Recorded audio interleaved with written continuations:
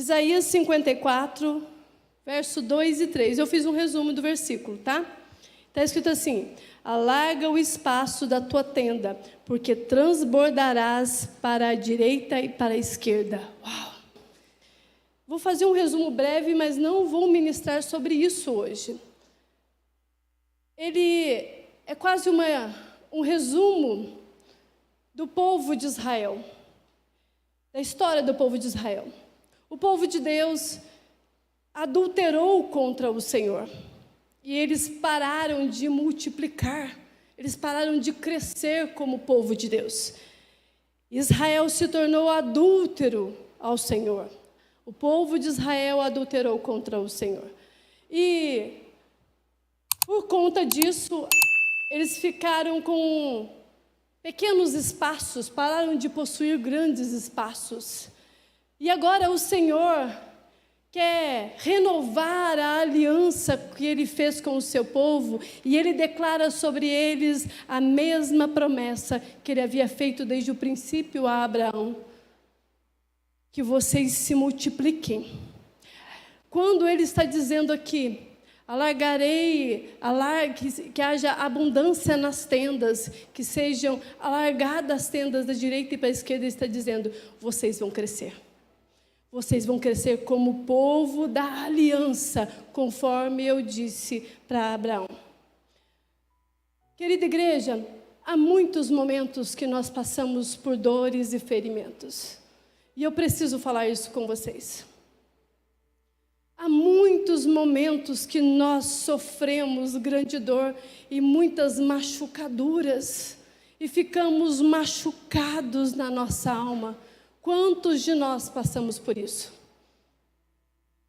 Muitas das vezes nós somos feridos na alma, e isso pode ser por inúmeros motivos. Alguns deles são por dramas pessoais, outros por dramas familiares, outros por percas significativas de pessoas extremamente importantes para a nossa vida, como a perca de alguém por conta da morte. Muitas das vezes pode ser por abusos sofridos na infância. Muitas das vezes nós ficamos machucados na alma por conta de coisas que nós perdemos, porque nós podemos perder coisas. Alguns perdem casas, outros perdem relacionamentos, muitos perdem talvez a juventude, trabalhando, e quando conseguem coisas, elas são perdidas. Outras pessoas, elas vivem em várias circunstâncias variáveis na vida, que trazem machucaduras profundas e marcam a vida da pessoa. Feridas que marcam, talvez, a vida inteira de alguém. Talvez muitos aqui tenham sido atingidos desse modo, tenham sido atingidos e ainda não superaram algumas dores dentro de si, porque foram tão profundas as marcas, que está no processo ainda de cura, de resgate. Carregam fardos uma vida inteira. Pessoas que carregam pesos uma vida inteira. E olha, essa última canção que nós cantamos, ela diz que o nome de Jesus, ele produz vida. Que o nome de Jesus, ele é poderoso para dissipar toda treva. Que o nome de Jesus, ele tem poder para colocar ordem em lugares desordenados. Isso é o melhor presente que nós poderíamos ter, foi o que Cristo fez por nós. Queridos, aqui nós encontramos um povo que está marcado por feridas. Mas eu não quero falar desse povo. Eu quero falar da história de um rapaz, de um moço que carregou em si uma marca, um carimbo na alma dele, antes que ele viesse a se tornar um adulto ou uma criança. Ao nascer, ele recebeu uma machucadura. Ele foi ferido, ele já nasceu com um nome muito ruim. E eu quero que você abra a sua Bíblia em 1 Crônicas.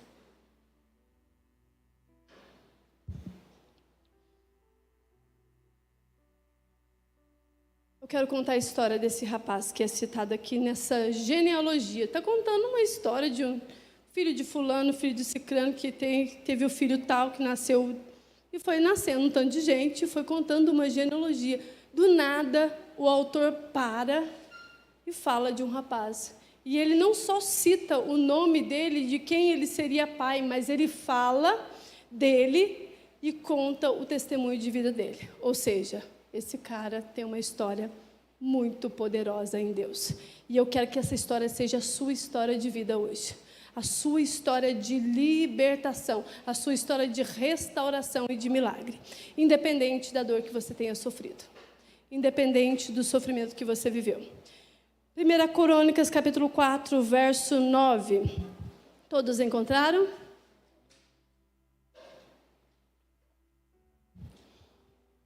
E foi Jabes mais ilustre do que seus irmãos, e sua mãe chamou o seu nome Jabes, dizendo: porquanto com dores dei à luz. Porque Jabes invocou a Deus de Israel, dizendo: se me abençoares muitíssimos, os meus termos amplificares, e a tua mão for comigo, e fizeres do mal, não seja afligido. Aí tem 3 pontinhos. E Deus lhe concedeu o que ele tinha pedido. Aleluias. Aqui é a história de um rapaz. Quando você lê o título desse capítulo, está dizendo assim: descendência de Judá. Esse rapaz é um descendente de Judá. E o nome Judá significa louvor e alegria. Um descendente da tribo de Judá. Um descendente da tribo do louvor, da tribo da alegria. Ele parece estar numa direção oposta do que a tribo dele declara. Quando você lê esses 2 versículos, você olha o nome dele, parece que ele está ao contrário da tribo dele. A tribo dele é louvor e alegria, mas a mãe dele dá um nome para ele que é contrário ao que a tribo dele declara sobre ele. Um rapaz que é marcado pela dor.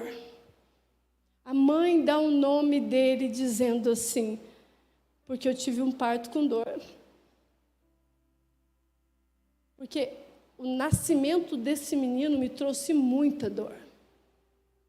Ele carregou uma marca, um sofrimento contrário à história de Deus para toda a tribo dele. A história de Deus para a tribo dele é: vocês são uma tribo alegre, uma tribo de louvor.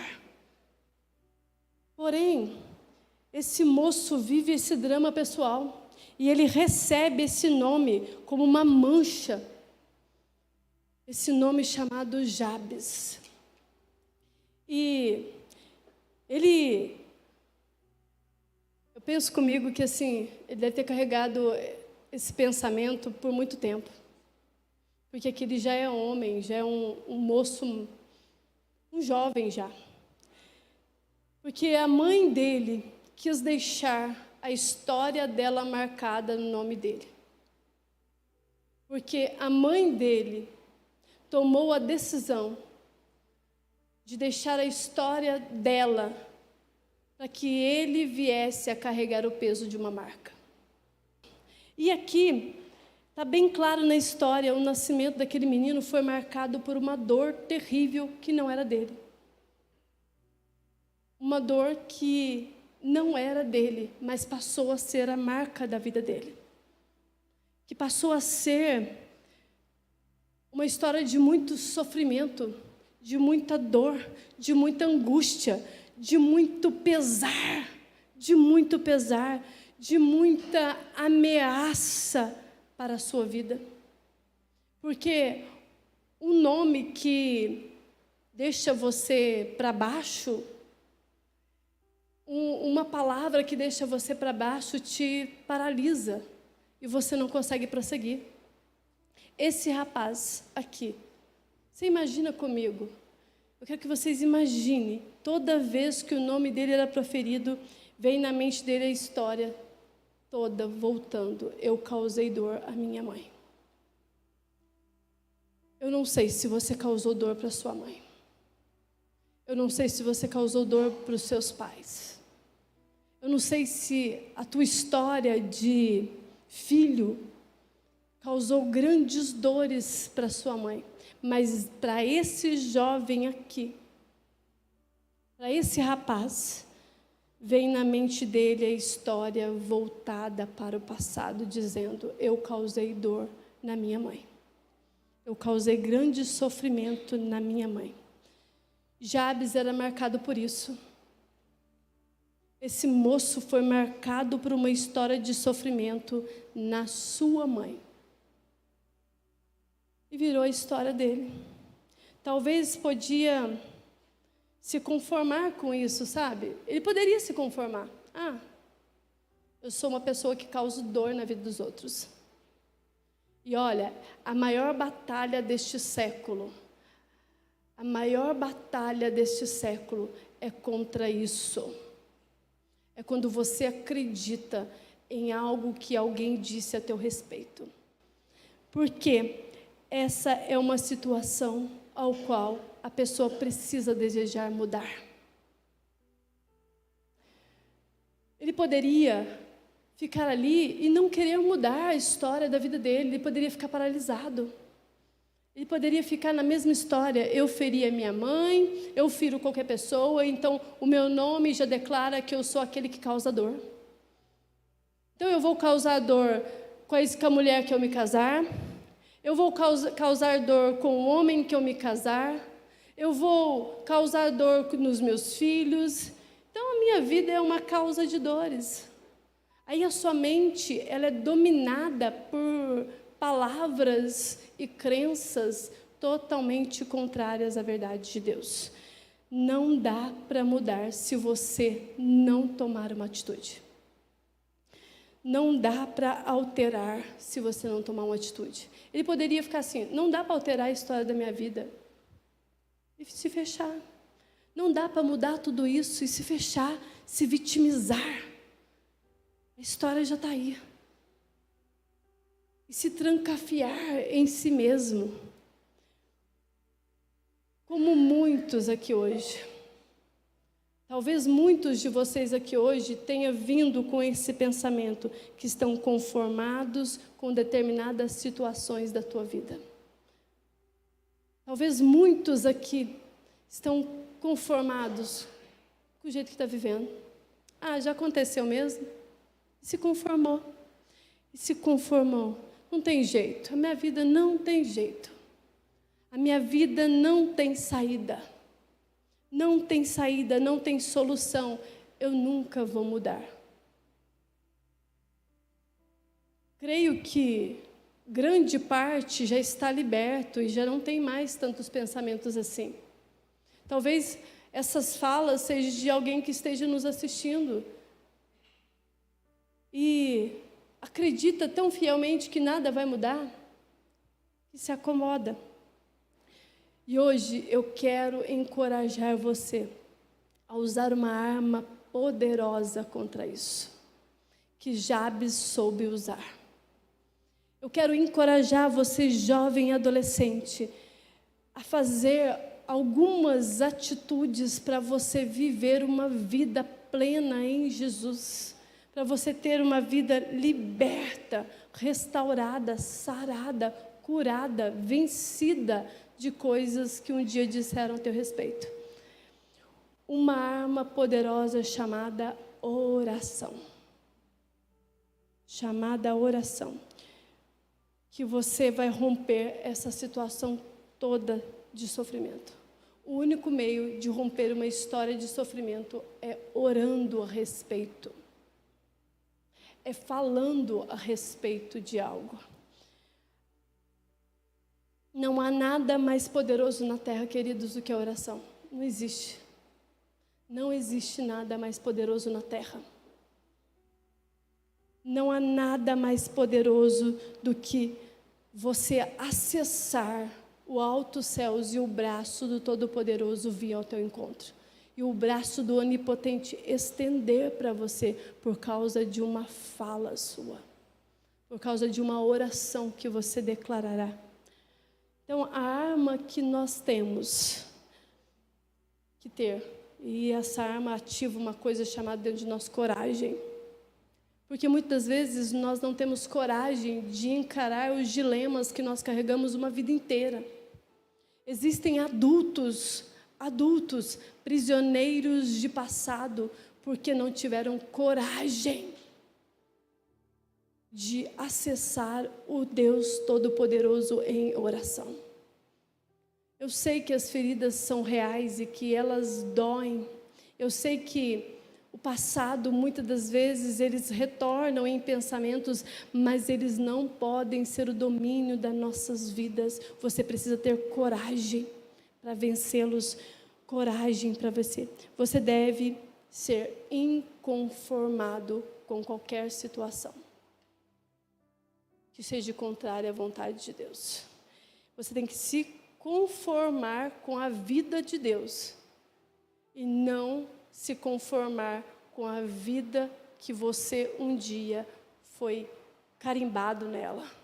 Eu sou carimbado como aquele que causa dor, eu sou carimbado como aquele que foi abusado, eu sou carimbado como aquele que foi violentado, eu sou carimbado como uma mãe agressiva que me agredia quando criança, como um pai agressivo.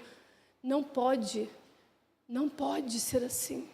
Você tem que ter coragem para poder falar ao Senhor.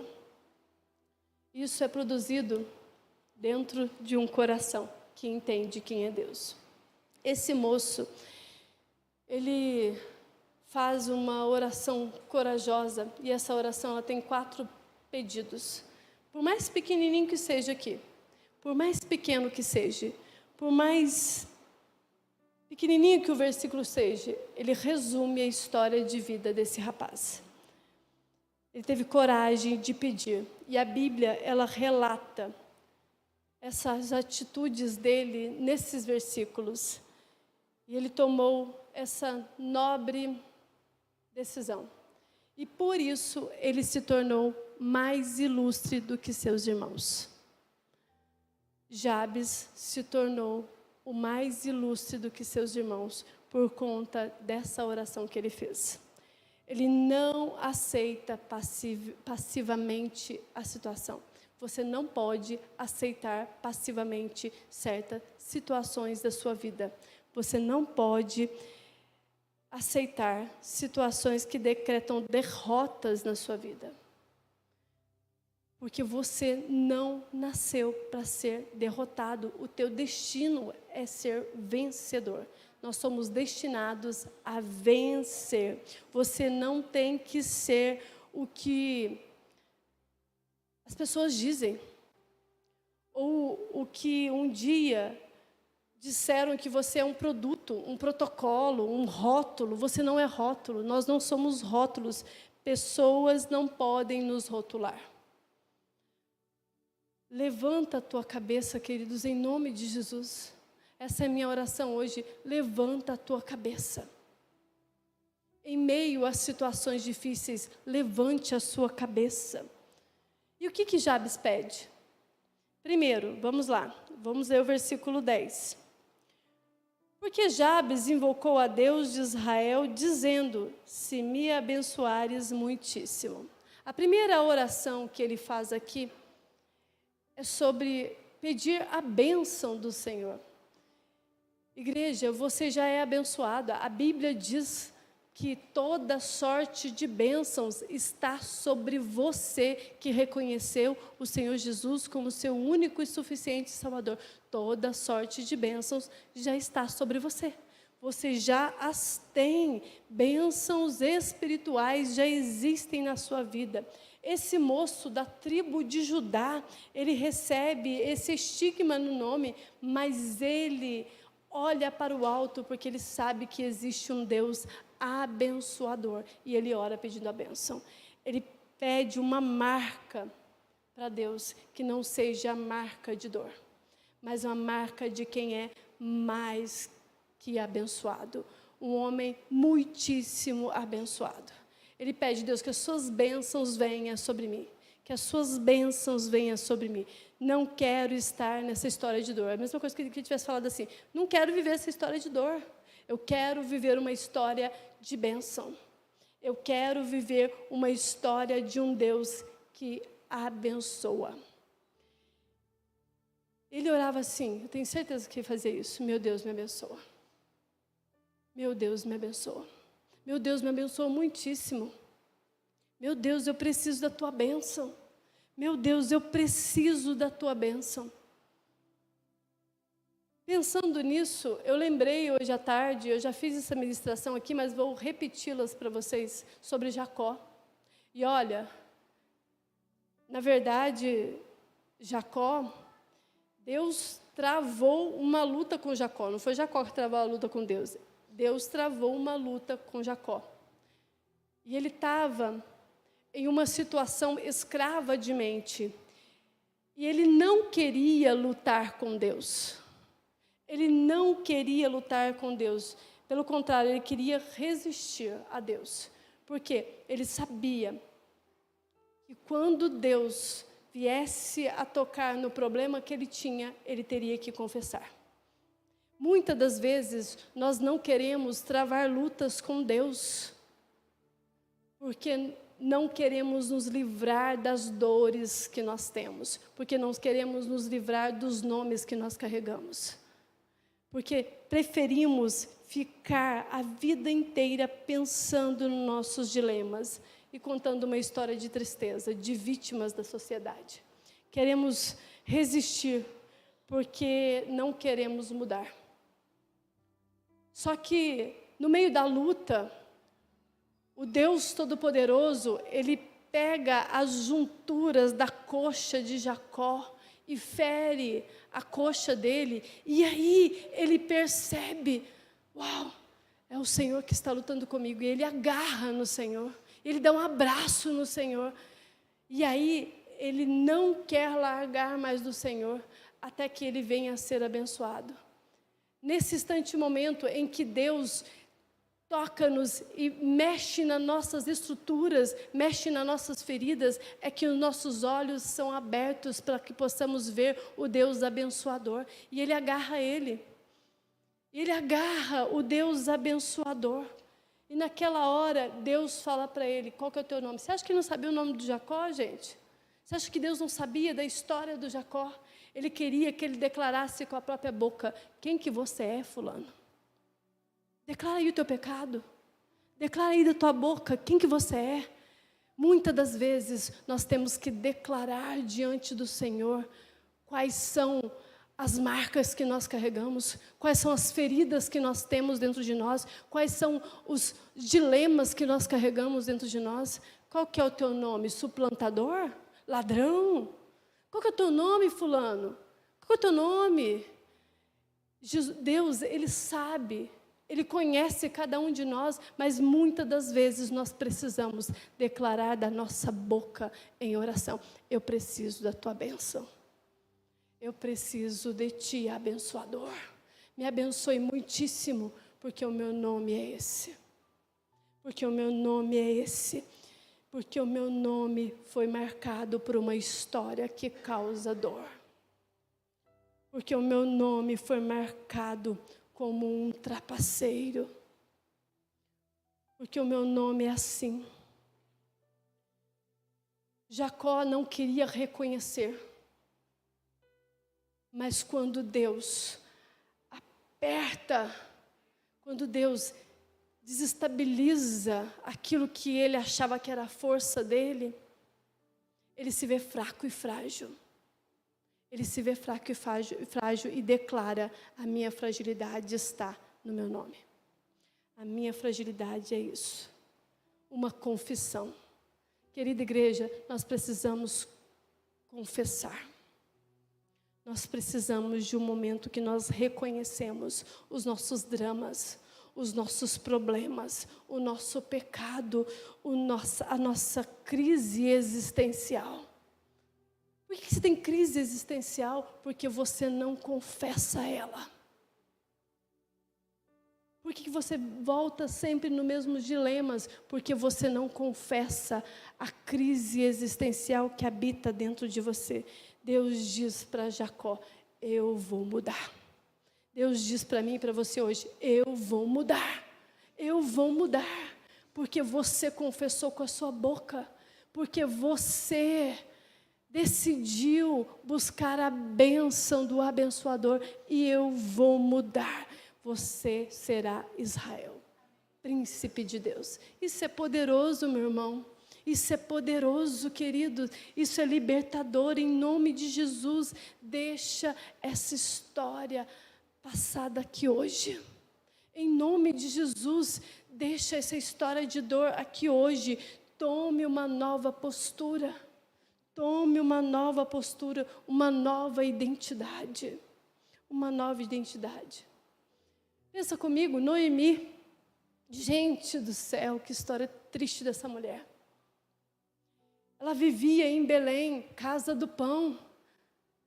Pensa, uma terra próspera, uma terra que tinha muita comida, porque era a terra do pão, do Deus provedor. Havia muita coisa boa lá, mas ela e a família dela, por causa de um período de fome, decide sair de lá e vai para Moabe. E chega lá, a terra está seca, ressequida, não tem comida, não tem nada.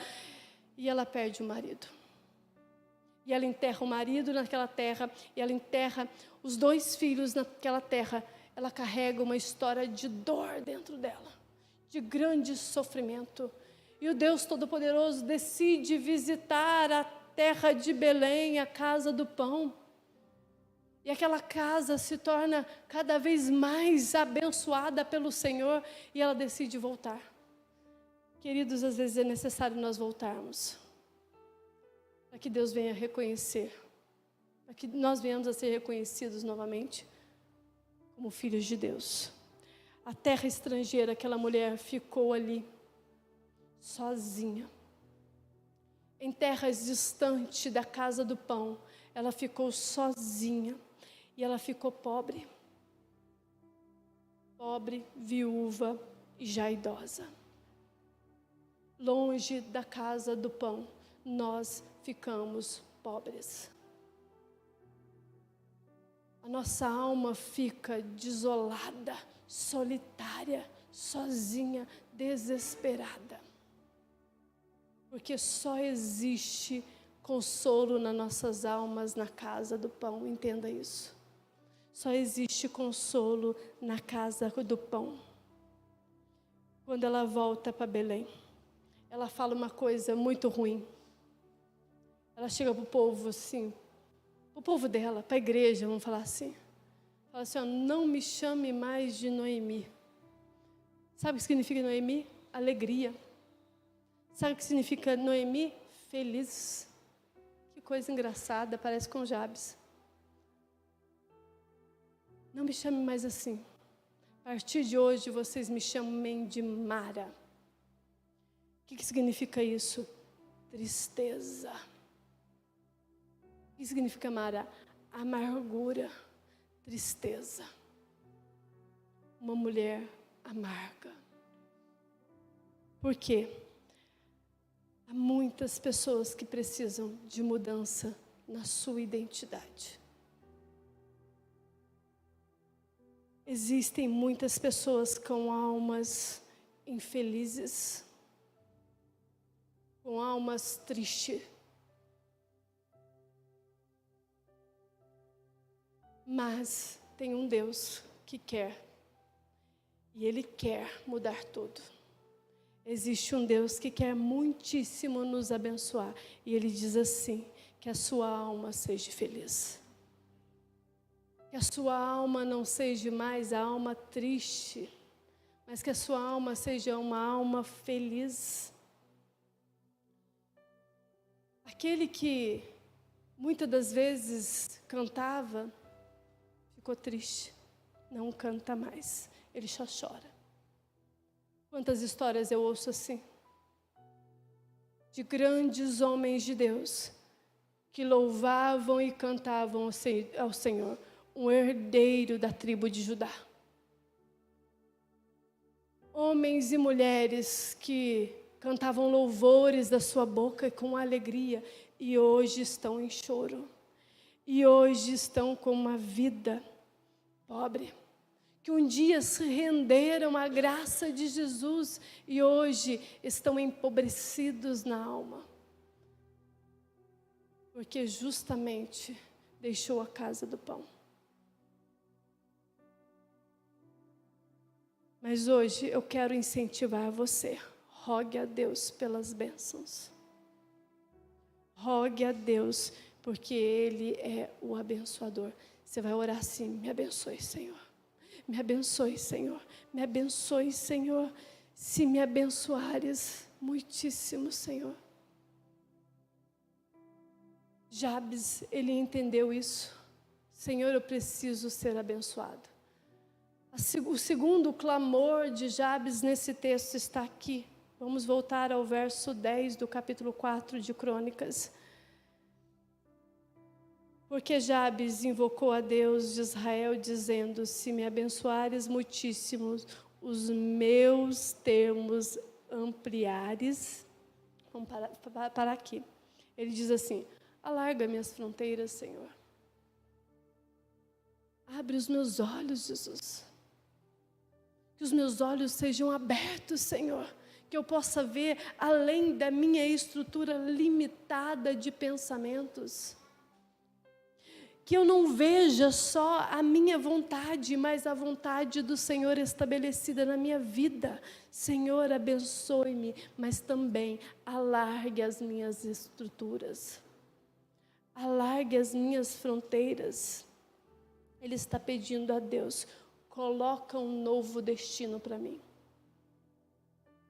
Coloca um novo destino para a minha vida, um horizonte maior, porque o horizonte que eu estou é pequeno.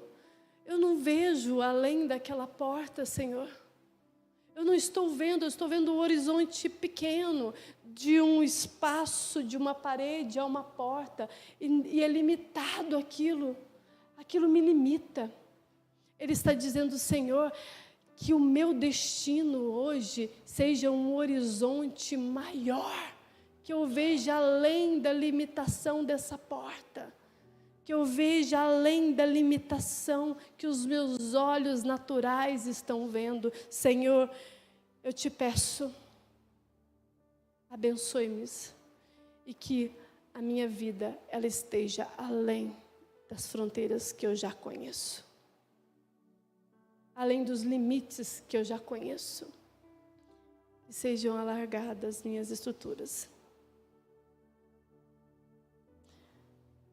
Que os seus olhos sejam abertos, para que você não venha a ser impedido de viver e de sonhar. Porque muitos aqui, de verdade, às vezes eu fico no escritório horas ouvindo pessoas, e eu saio dali falando: Senhor, tem pessoas que não sonham mais. Por que elas não sonham mais? Pessoas impedidas de sonhar, pessoas impedidas de avançar. Um destino limitado e pobre. Queridos, é simples. A arma está na sua mão e ela se chama oração. E você vai usá-la hoje. Senhor, me abençoe-me muitíssimo, alargue as minhas fronteiras, abra os meus olhos para que eu possa ver além dos meus limites, além daquilo que eu me condicionei a pensar sobre mim e sobre a história que o Senhor escreveu a meu respeito.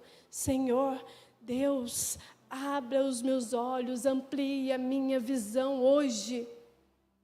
Que você possa orar: meu Deus, eu vim aqui neste mundo não para ser limitado. Está errado, se eu estou limitado, está errado. Eu não nasci para ser limitado por coisas humanas. Que você ore hoje, dá-me oportunidades, Senhor. Que você ore hoje, dá-me oportunidades, quero fazer mais para Ti. Que você ore pedindo para fazer mais para Deus. Que a sua oração seja assim. Deus quer fazer, queridos, infinitamente mais do que nós pensamos ou imaginamos. Busque as bênçãos. Busque as bênçãos. Terceira coisa que ele ora, vamos lá, já estou terminando a ministração. 1 Crônicas, capítulo 4, verso 10. Porque Jabes invocou o Deus de Israel, dizendo: se me abençoares muitíssimos e os meus termos ampliares, a tua mão for comigo. Queridos, aqui ele está dizendo: que seja comigo a tua mão. Que seja comigo a tua presença, que o Senhor esteja comigo. Queridos, que você seja ousado ao dizer: Senhor, se o Senhor não for, eu não vou.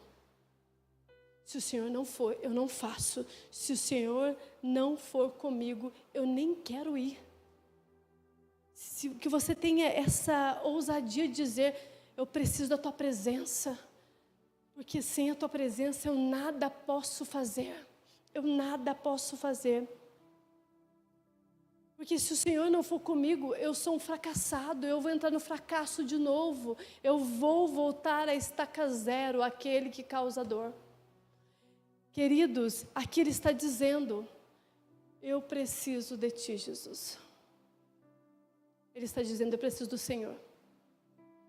Quando houve pecado em Israel, e Acã rouba uma capa e ouro, esconde no meio do arraial, o povo de Deus, ele fica escondido ali, com aquele ouro, e Deus fala que não era para levar nada. E a ira de Deus é derramada sobre o povo. Deus fica irado com o povo.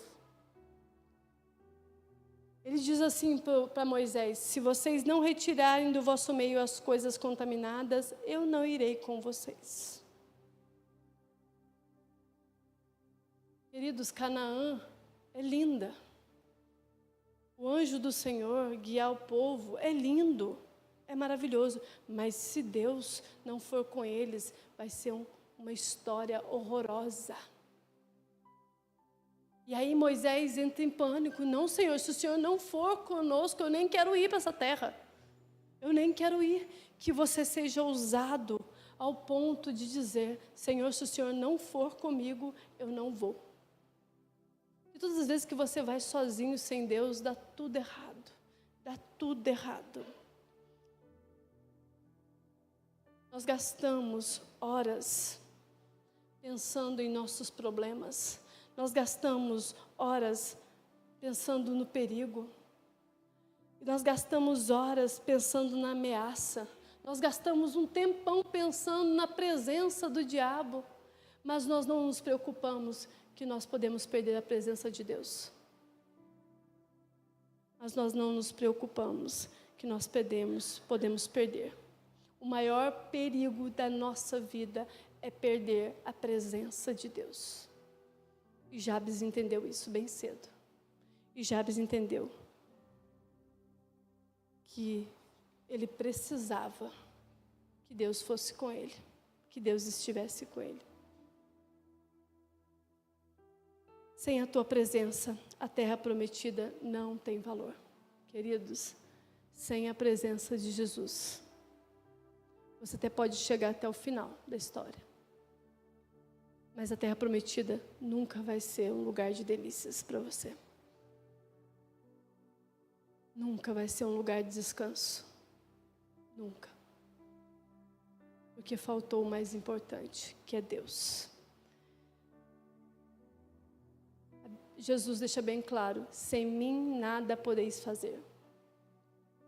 E ele deixa mais claro ainda: eis que estou com vocês todos os dias. Ou seja, Jesus é suficiente para mim e para você.